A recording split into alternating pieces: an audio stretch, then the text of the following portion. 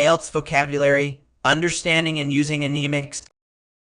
Mastering advanced vocabulary is crucial for achieving a high band score in IELTS. Today, we're focusing on a word that's particularly useful in academic and medical contexts: anemic. Word type: anemic is primarily an adjective, though it can also function as a noun in medical terminology.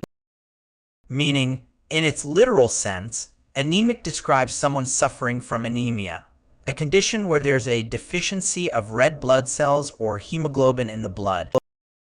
However, in a figurative sense, which is more common in IELTS contexts, anemic means lacking in power, vigor, vitality, or colorfulness. It often describes something weak, ineffectual, or unsatisfactory.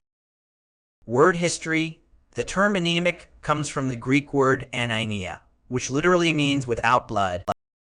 It entered the English language in the mid-19th century, initially as a medical term, before expanding to its broader figurative use. Antonyms: some antonyms for anemic include vigorous, robust, strong, energetic, and vibrant. Synonyms: synonyms for anemic in its figurative sense include weak, feeble, lackluster, pallid, insipid, and listless. Examples used in sentences: the company's anemic performance in the last quarter disappointed investors and led to a drop in stock prices. Despite months of preparation, the team delivered an anemic presentation that failed to impress the clients. The critic described the film as an anemic attempt at social commentary, lacking depth and nuance. Common errors in use: one common mistake is confusing anemic with endemic.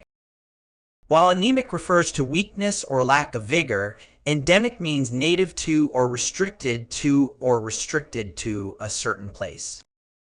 Another error is using anemic solely in its medical context. Remember, in IELTS, you're more likely to encounter and use its figurative meaning.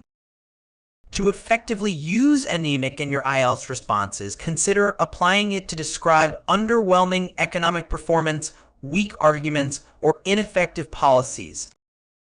This word can add precision and sophistication to your language, demonstrating a nuanced vocabulary that examiners look for in high-scoring responses. Remember, the key to mastering vocabulary for IELTS is not just knowing the definition, but understanding its connotations and applying it accurately in various contexts. Practice using anemic in your writing and speaking to internalize its usage and boost your language proficiency.